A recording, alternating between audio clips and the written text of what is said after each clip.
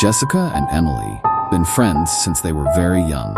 We graduated from kindergarten together, then from school. Both were smart and well aware of how lucky they were to have such a strong friendship. Many considered them sisters, and even they themselves sometimes jokingly told everyone this. However, the friends were completely different, both in interests and in appearance. Jessica was blonde and enjoyed the well-deserved attention of her peers. Guys looked after her admiringly, and the girls let out envious glances. Emily, on the contrary, was a brunette and often rejected boys, considering it necessary to focus on her studies. The school years passed, and the girls enrolled in the same university, knowing that they would be able to advance together at the expense of their minds in the future.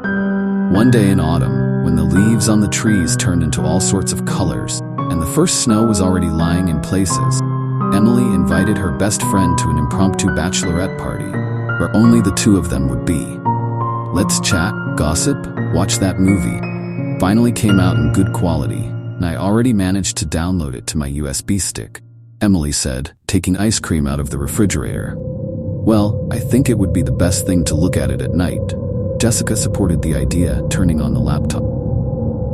After splitting the ice cream in half and logging into a social network, the girls began to look at the profiles of the guys they liked at the university.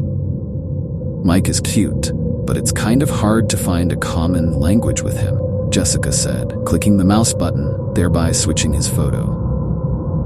Well, it's just that the guy likes computer games. Seems to me that if a girl can play, then she can hook any guy, Emily giggled, putting a spoonful of creamy creme brulee in her mouth. Games? Here's another thing. Too much honor. Jessica snorted and moved on to the next profile. Oh, Jason posted new photos from his recent vacation in Italy. Go ahead, text him.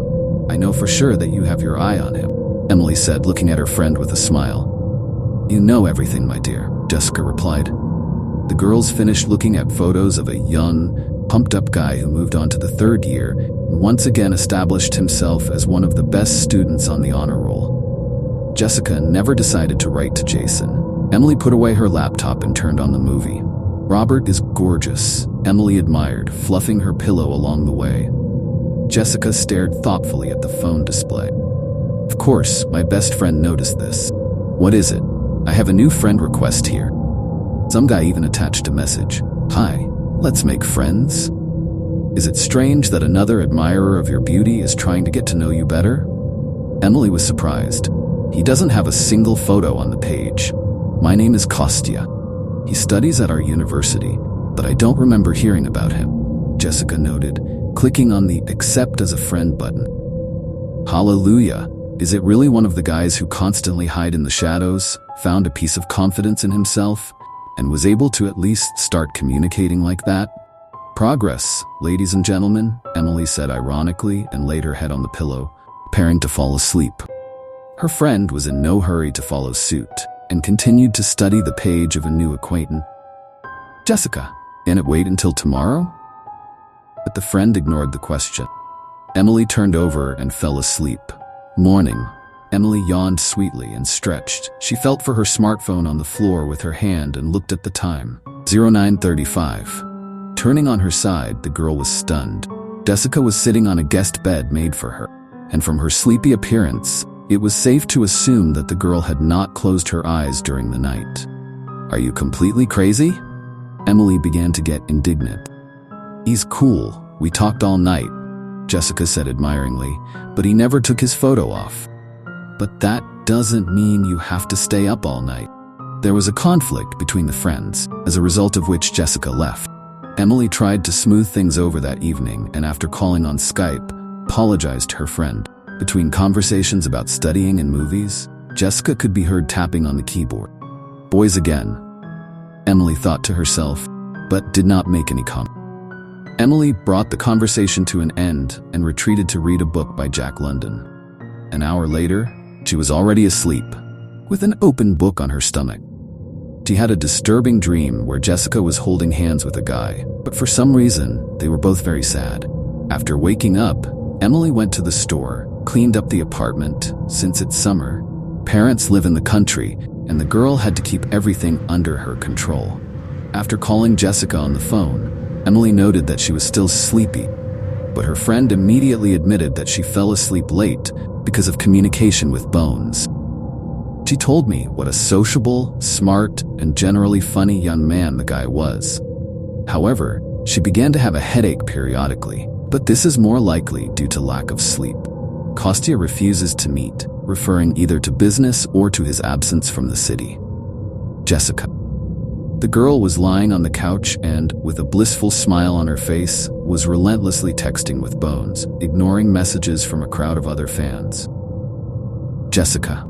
Maybe I'll see you after all. You're the first one who doesn't crave a date. Of course you are beautiful, but I am not ready to face such beauty. The girl seemed to melt at his words. Her desire to see the mysterious stranger only intensified.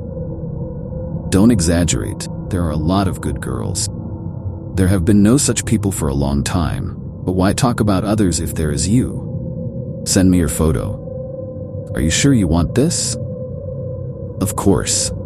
Jessica was looking at the photo of Bones that had just been sent. Everything about him was gorgeous. Figure, fashionable clothes, face, especially it, which exuded boundless joy, beckoned to him. But there was something strange about the guy himself, but Jessica couldn't figure out what exactly. Kostya. Do you want me to be there? Jessica laughed, but jokingly agreed. She knew, of course, that the guy was joking, because he didn't even know the address, and his parents were still at home. The guy never showed up, and he didn't respond to messages anymore, although he was online.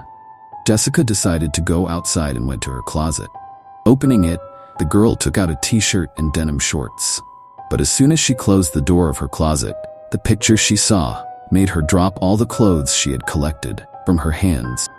Instead of her reflection in the mirror, she saw Kostya. "I see you later," he said, holding out his hands made of glass. Kostya grabbed the girl by the throat and began to beat her against the mirror with such force that its entire surface cracked and soon began to crumble into small fragments. Jessica's scream, Mom came running. Emily went online and saw that Jessica and the same young man were online. Apparently even now they are communicating. There were a lot of friends on Bones' page. It looked like he was really popular. At lunch, Emily fell asleep again. She was reading, but she was woken up by a call from Jessica's mom. She said that her daughter had been taken to the hospital. From the first details, it became known that the girl, holding on to the closet handle, was banging her head against the mirror. Despite the pain and numerous cuts, she screamed and continued to inflict injuries on herself with incredible fury until she fainted.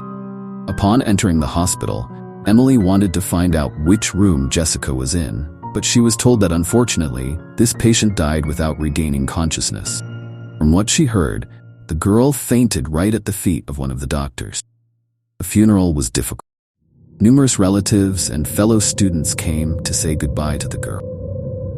Emily needed psychiatric help. She became a little withdrawn. Only books allowed her to somehow escape from this terrible reality.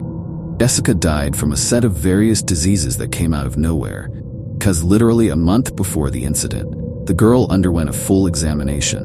One evening, Emily received a new application from Konstantin, who had been communicating with Jessica.